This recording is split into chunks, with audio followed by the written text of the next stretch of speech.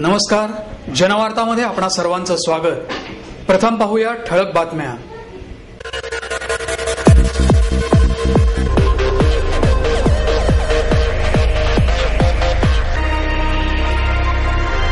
आपण पुण्याचे पहिलेच संगीतकार असल्याचा सार्थ अभिमान, अजय आणि अतुल यांचं प्रतिपादन। सॅल्यूट दी सोल्जरद्वारे शहीद जवानांच्या स्मृती जागवणार त्रिशक्ती फाउंडेशन। स्वस्त दरात कांदा विक्री केंद्राच्या प्रबोधन पुणेच्या उपक्रमाला उत्स्फूर्त प्रतिसाद। एकाच दिवसात तब्बल 2000 किलो कांद्याची विक्री। नदीपात्रातला गाळ काढताना सापडली पेशवेकालीन वीर मारुतीची मूर्ती। माजी पंतप्रधान इंदिरा गांधी यांच्या जयंतीनिमित्त महिला प्रदेश काँग्रेसच्या वतीनं महिला पदाधिकाऱ्यांसाठी कार्यशाळेचं आयोजन। पुणे विद्यापीठाच्या इंद्रधनुष्य युवा महोत्सवात व्यंगचित्र आणि एकांकिका स्पर्धांचं आयोजन।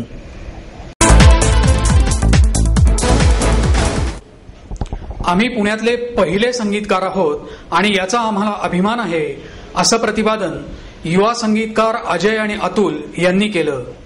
आशय फिल्म्स क्लबच्या वतीनं देण्यात येणारा पु ल तरुणाई सन्मान पुरस्कार परांजपे स्कीमचे व्यवस्थापकीय संचालक श्रीकांत परांजपे यांच्या हस्ते युवा संगीतकार अजय आणि अतुल यांना प्रदान करण्यात आला। यावेळी कंपनीचे संचालक श्रीकांत परांजपे, प्रसिद्ध अभिनेत्री मृणाल कुलकर्णी, आशय फिल्म्स क्लबचे वीरेंद्र चित्राव, सतीश जकातदार आदी मान्यवर उपस्थित होते। यावेळी मृणाल कुलकर्णी यांनी घेतलेल्या अजय अतुल यांच्या मुलाखतीचा कार्यक्रमही पार पडला। मुलाखतीच्या वेळी अजय आणि अतुल यांचे आई वडील आणि पत्नी आवर्जून उपस्थित होत्या। यावेळी बोलताना अजय म्हणाले की जोपर्यंत तुमचं घरात कौतुक होत नाही तोपर्यंत या यशाला किंमत नसते। आधी शब्द की आधी चाल हा अनेकांना प्रश्न पडतो। या दोन्ही गोष्टी एकमेकांना पूरकच आहेत। शब्द असे असावेत की ज्याला चाल नसतानाही डोळ्यात पाणी यावं। आम्हा दोघांनाही सुरुवातीला चाल हवी असते, असं बोलताना अजय यांनी जोगवा चित्रपटातील जीव रंगला हे गाणं सादर करून रसिकांची दाद मिळवली। यावेळी बोलताना अतुल म्हणाले की जेव्हा आम्हाला राष्ट्रीय पुरस्कार मिळाला तेव्हा खूपच आनंद झाला। नटरंग या चित्रपटाला संगीत देतानाचा अनुभव सांगताना ते म्हणाले की या चित्रपटात लावणी, गण, गवळण असे आपले लोकसंगीत करायला मिळालं। आपलं लोकसंगीतच आपण करू शकलो नाही तर आपण मराठी असण्याचा उपयोग काय, असा सवालही त्यांनी केला। आम्ही जेव्हा संगीत देतो तेव्हा कंपोज आणि अरेंज करतो, हातचं राखून काम करत नाही तर मन ओतून काम करत असतो, असंही त्यांनी स्पष्ट केलं। इलाईराजा या महान संगीतकारामुळे आम्हाला संगीताची दृष्टी मिळाली। संगीत हे काळजाला हात घालतं हे त्यांच्यामुळे आम्हाला समजलं, असंही त्यांनी यावेळी नमूद केलं। शहीद जवानांच्या स्मृती जागवण्यासाठी आणि संरक्षण क्षेत्रातल्या संधींची माहिती व्हावी यासाठी त्रिशक्ती फाउंडेशनच्या वतीने सॅल्यूट दी सोल्जर या कार्यक्रमाचं आयोजन करण्यात आलं आहे। बाणेर इथल्या पॅन कार्ड क्लबमध्ये संध्याकाळी 7 वाजता होणाऱ्या या कार्यक्रमाला विद्यापीठ अनुदान आयोगाचे माजी अध्यक्ष डॉक्टर अरुण निगवेकर, कोल्हापूरचे छत्रपती शाहू महाराज, महापौर मोहनसिंग राजपाल प्रमुख पाहुणे म्हणून उपस्थित राहणार आहेत, अशी माहिती फाउंडेशनचे संचालक निवृत्त कर्नल संभाजी पाटील यांनी पत्रकार परिषदेत दिली। इन्फंट्री डे निमित्त यावेळी प्रसिद्ध अभिनेते नाना पाटेकर, एव्हरेस्ट कन्या कृष्णा पाटील, व्हाईस ॲडमिरल मनोहर आवटी, विभागीय आयुक्त Dilip Band, air vice marshal S Bhosale, Anisa Sayyad, Nitin Gokhale, captain doctor LB Kalantare, Subhashini Vasant, Bhagwantrao More, शिक्षण तज्ज्ञ डॉक्टर RC प्रभुणे यांचा सत्कारही करण्यात येणार आहे।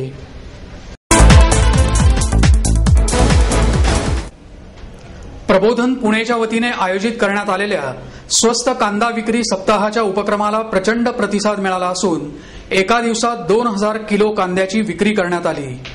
प्रबोधन पुणे या संस्थेच्या वतीनं स्वस्त दरातील कांदा विक्री सप्ताह आयोजित केला असून रविवार पेठेतल्या चतुशृंगी माता मंदिर इथे हे केंद्र सुरू आहे। संस्थेचे अध्यक्ष मिलिंद काची यांच्या हस्ते या उपक्रमाचं उद्घाटन झालं।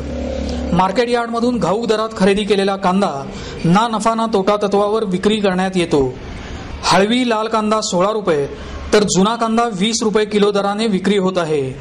या उपक्रमाबद्दल बोलताना मिलिंद काची म्हणाले, आज प्रबोधन तर्फे प्रबोधन पुणेतर्फे आज आपण स्वस्त कांदा विक्री केंद्र हे गृहिणींसाठी आज चालू केलेलं आहे। यात आपण 16 रुपयापासून तर 31 रुपयापर्यंत कांद्याच्या क्वालिटी आपण ठेवलेल्या आहेत। आणि याचा मागचा उद्देश म्हणजे प्रबोधन ही संस्था जी आहे पुण्यामध्ये, पुण्यावर कोणती आपत्ती जरी आली तर प्रबोधन सगळ्यात प्रथम पुढे असते। तर यावेळी कांद्याची आपत्ती आलेली आहे, तर याकरता प्रबोधननी पुढाकार घेऊन स्वस्त दरात कांदा विक्री केंद्र चालू केलेलं आहे।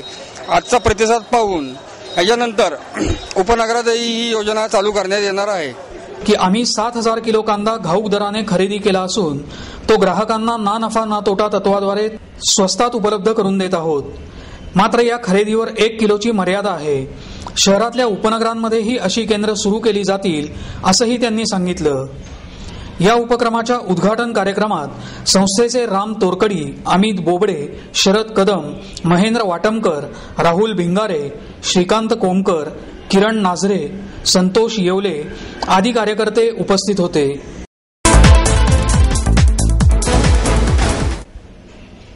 संगमघाट परिसरात नदीचा गाळ काढण्याचं काम सुरू असताना पेशवेकालीन 8 फुटी भव्य वीर मारुतीची मूर्ती सापडली आहे। मुळा मुठा नद्यांच्या संगमावर संगमघाट परिसरात नदी सुधार योजनेअंतर्गत गाळ काढण्याचं काम सुरू असताना शिवाजी खंडागळे आणि रवी शेलार या कामगारांना ही मूर्ती दिसली। त्यानंतर त्यांनी संबंधित अधिकाऱ्यांना ही माहिती दिली। या मूर्तीच्या डोक्यावर मुकुट आहे। 8 फूट उंच आणि 3.5 फूट रुंद असलेली ही मूर्ती पेशवेकालीन आहे, अशी माहिती इतिहासतज्ञ पांडुरंग बलकवडे यांनी दिली। ही माहिती मिळताच पतित पावन संघटनेचे प्रवीण जाधव, राजाभाऊ पाटील, सतीश गायकवाड आणि इतर कार्यकर्त्यांनी या परिसराला भेट दिली। या मूर्तीची विधिवत पूजा करून प्रतिष्ठापना करण्यात यावी अशी मागणी स्थानिक नागरिकांनी केली आहे।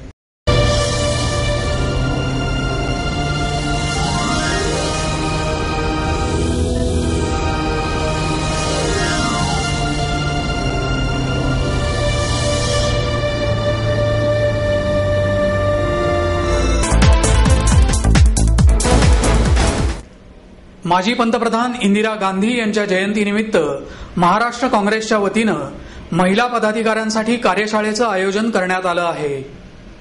महिला काँग्रेसच्या प्रदेशाध्यक्षा कमल व्यवहारे यांनी पत्रकार परिषदेत ही माहिती दिली।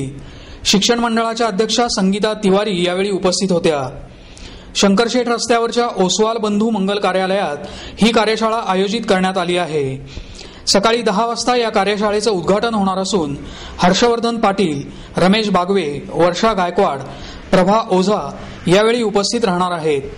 पुणे विभागातल्या पुणे, सातारा, सोलापूर, सांगली, कोल्हापूर इथल्या पक्षाच्या पदाधिकारी, महापौर, उपमहापौर, सरपंच, उपसरपंच, जिल्हा परिषद आणि पंचायत समिती सदस्य आदी महिला कार्यकर्त्या या शिबिराला उपस्थित राहणार आहेत। महिला सुरक्षितता, जागरूकता, महिला सक्षमीकरण, समाजकारण, राजकारणातील जबाबदाऱ्या, त्याचप्रमाणे बचत गट या विषयांवर यावेळी मार्गदर्शन करण्यात येणार आहे, असंही व्यवहारे यांनी सांगितलं।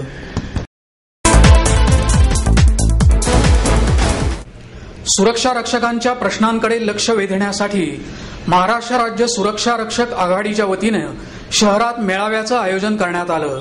महाराष्ट्र सुरक्षा रक्षक महामंडळ तयार होण्यापूर्वी सुरक्षा रक्षकांच्या मागण्या जाणून घेण्यासाठी शहरात पुणे जिल्ह्यातील सुरक्षा रक्षकांचा मेळावा आयोजित करण्यात आला। या मेळाव्याला सुरक्षा रक्षक आघाडीचे अध्यक्ष उदय भट, सरचिटणीस दत्तात्रय हल्याळकर, गिरणी कामगार नोकरी आणि संरक्षण हक्क समितीचे अध्यक्ष BK आमरे, पुणे जिल्हा प्रमुख संघटक किशोर काळे आदी मान्यवर उपस्थित होते। यावेळी सुरक्षा रक्षकांच्या मागण्या जाणून घेण्यात आल्या आणि त्यावर सविस्तर स्वरूपात चर्चा झाली। मुंबई आणि पुणे इथल्या सुरक्षा रक्षकांच्या परिस्थितीमध्ये तफावत आहे।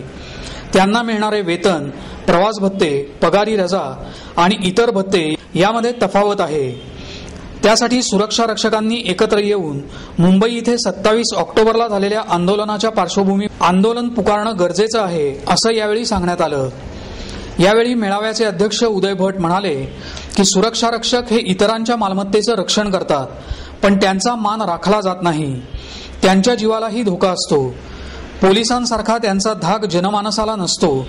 सुरक्षा रक्षकांचा कायदा अंमलात आणला असता तर सुरक्षा रक्षकांनाही चांगले दिवस आले असते, असंही त्यांनी नमूद केलं।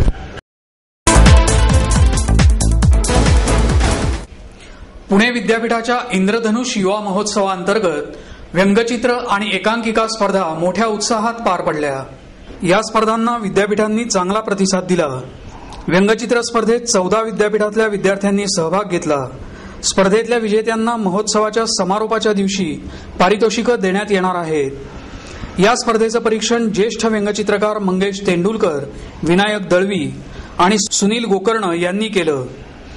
प्रथम, द्वितीय आणि तृतीय क्रमांक देण्यात येणार असून या विद्यार्थ्यांना अखिल भारतीय स्तरावर आयोजित आंतरविद्यापीठ स्पर्धेत प्रतिनिधित्व करायला मिळणार आहे। हे विद्यार्थी महाराष्ट्राचं प्रतिनिधित्व करतील, अशी माहिती स्पर्धेचे समन्वयक सुधाकर बोकेफोडे यांनी दिली। याचबरोबर विद्यापीठाच्या संत नामदेव सभागृहात एकांकिका स्पर्धाही आयोजित करण्यात आल्या। या स्पर्धांना विद्यार्थ्यांनी भरघोस प्रतिसाद दिला। या स्पर्धेत 15 विद्यापीठाच्या संघांनी आपापल्या एकांकिका सादर करून प्रेक्षकांची दाद मिळवली। स्पर्धेसाठी ज्येष्ठ दिग्दर्शक विजय केंकरे, स्निग्धा सबनीस, संभाजी भोसले यांनी परीक्षक म्हणून काम पाहिलं। स्पर्धेमध्ये पहिल्या 3 क्रमांकाच्या एकांकिकेला दिनांक 20 रोजी बक्षिसं देण्यात येणार आहेत।